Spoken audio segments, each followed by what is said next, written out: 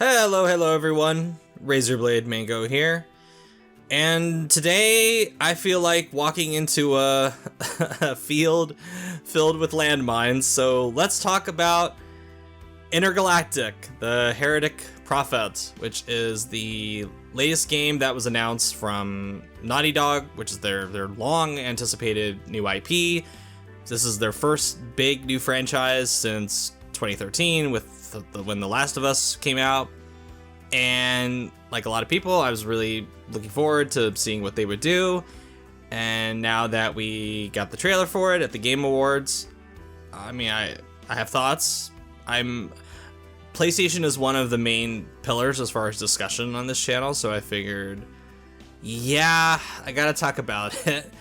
So, just to set the stage for people coming here kind of expecting something, I'm not going to be talking about all the woke crap that people are throwing out about this game. I'm not going to be talking about Neil Cuckman or any crap like that. So if you're here for that kind of grifting, you're here for that kind of outrage bait, this ain't going to be it. This is not the video for you. So there's plenty of other people out there that do that kind of shit. Go watch them. Go leave your dislike and then that's okay. Go watch something else, because this is just going to be talking about what I thought of the trailer itself, what I think of the game so far, yada yada. It's got nothing to do with, I'm not going to be talking shit about Neil Druckmann or Naughty Dog or anything like that, because I think the game itself will more than likely be very good, at worst. I trust Naughty Dog. I like Neil Druckmann a lot. I've met the guy personally. He was really cool dude, very humble, but I'll be perfectly honest, there's not a lot about this trailer that gets my fire going, unfortunately. I guess I'll start with the positive things, or some positive things, because this video is mainly going to be critical. I liked the score that was in the trailer. I mean, they definitely brought on some big talent with Trent Reznor and Atticus Ross. So that's something. I mean, it better sound good coming from them. I like that they used, even though it seemed totally unnecessary, I like hearing It's a Sin by Pet Shop Boys, because it's a song I love. I liked that robot in the final shot. I liked Jordan's sword. I thought it looked cool. I liked the PlayStation logo at the end that had the classic multicolored look to it. I wish they would keep that around a little bit longer, maybe forever. Maybe put that in instead of the PlayStation Studios logo that is not the sign of high quality that they want to think it is. And that's really about it as far as the positives, because unfortunately the main keyword that pops up into my mind whenever I watch this trailer, because I've watched it a few times now, and now that I've had almost a week to marinate on it, the word my mind keeps going back to is bland. And the problem with this too is that I just don't really think there's anything in this trailer that is so like unique or like something I've never seen before. And I think from a fundamental level, this trailer does not do a good job of accurately spelling out the central idea of this game.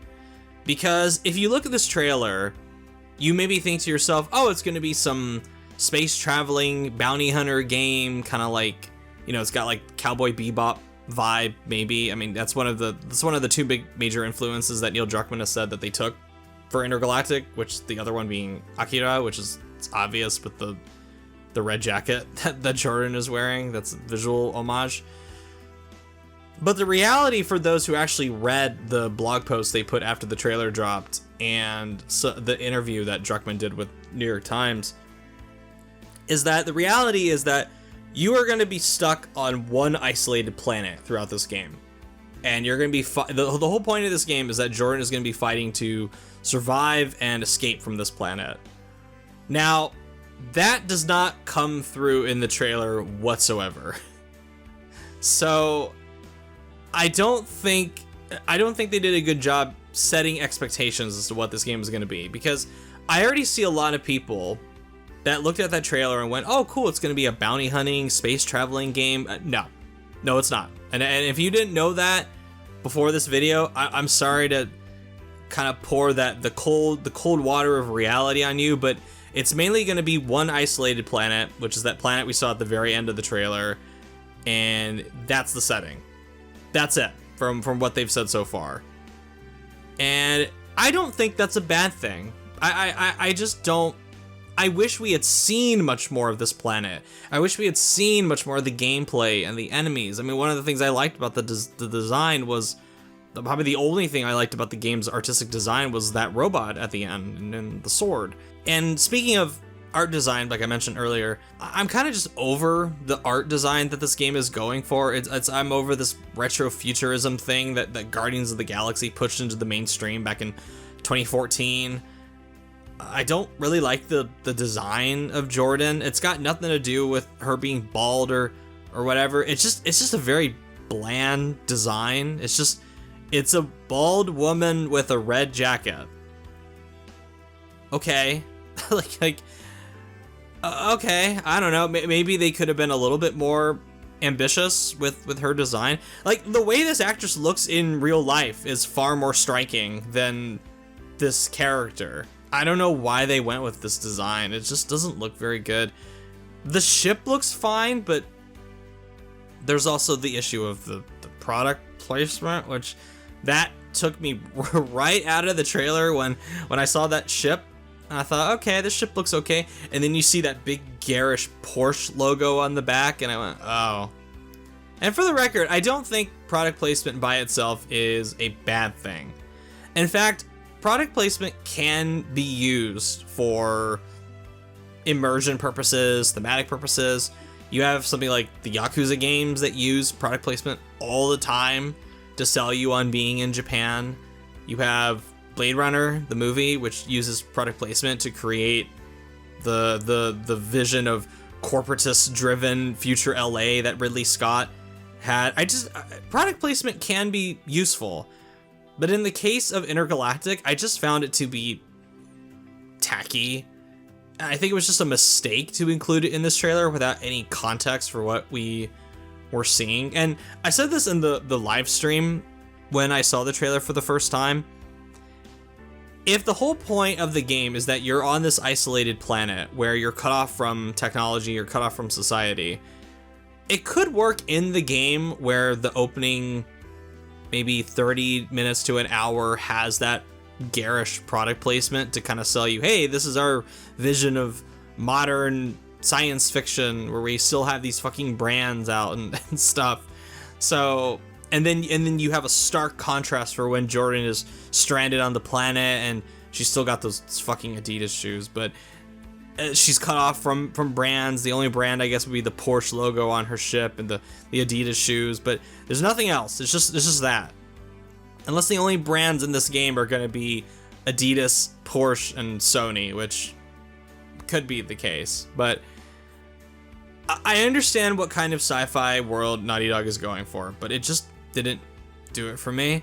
Plus, all I can think of when I see Jordan's Adidas shoes are those fucking garbage-looking shoes that Adidas designed with PlayStation for Spider-Man 2 for Miles Morales' really bad outfit at the very end of the game. I thought it looked terrible.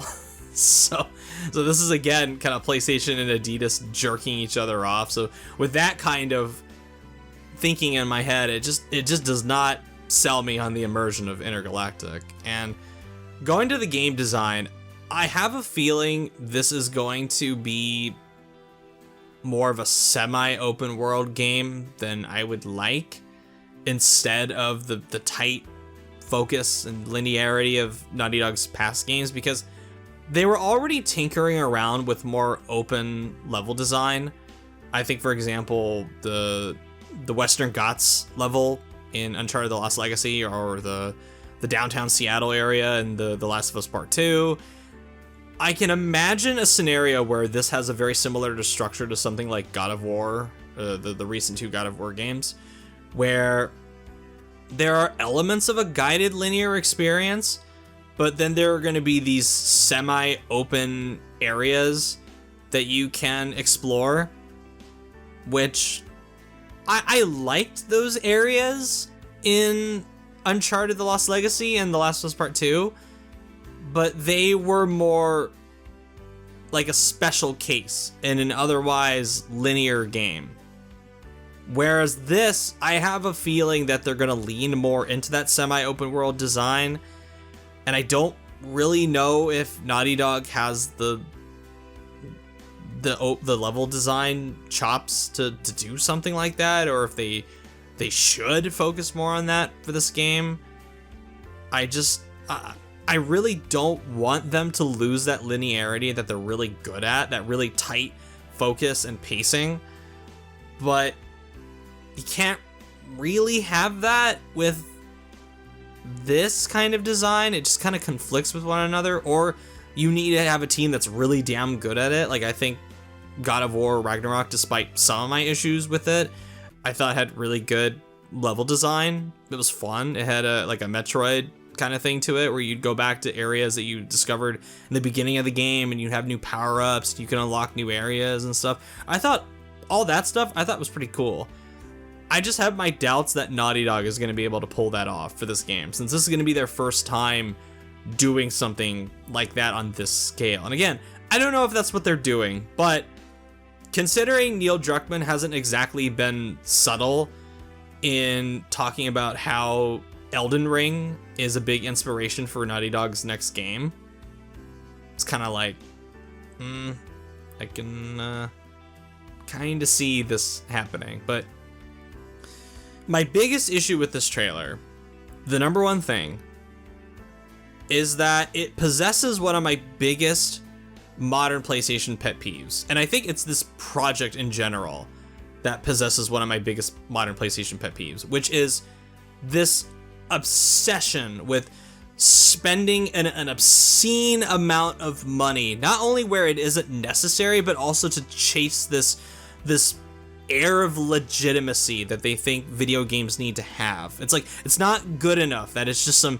niche thing designed for a specific type of interest for certain people. No. We need to make this more mainstream. We need to bring in elements that other people that don't play video games will appreciate. We need to legitimize ourselves. We need to be on the same level as movies and TV shows. That's what we need to be as PlayStation. Because getting people on board, like composers Trent Reznor and Atticus Ross, and actors like Tony Dalton, who played Lalo Salamanca in Better Call Saul, and you have Kumail Nanjiani, who's been in a number of movies and stuff. Those guys don't come cheap.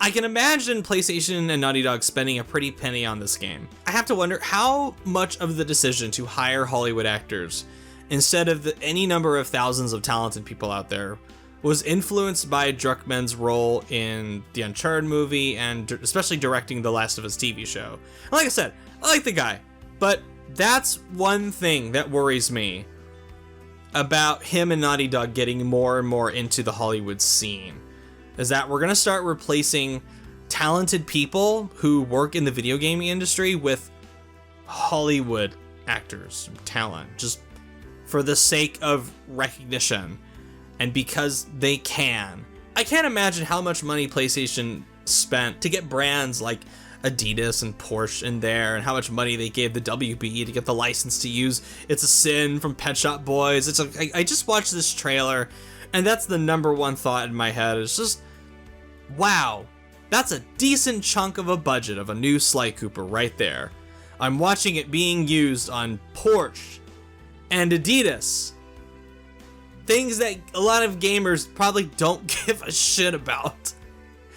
And if I was the guy above Herman Hulst at Sony, I'd be asking some serious questions about where that money is being spent. Overall, I'm just not really that pumped about Intergalactic. I think it'll be good. I think it'll be a very good game at worst, but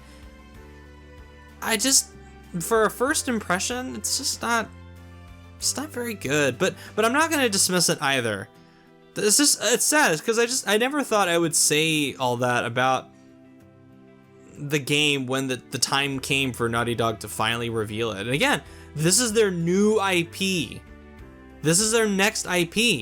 This is their first new IP since The Last of Us. And it's this. It's like, okay.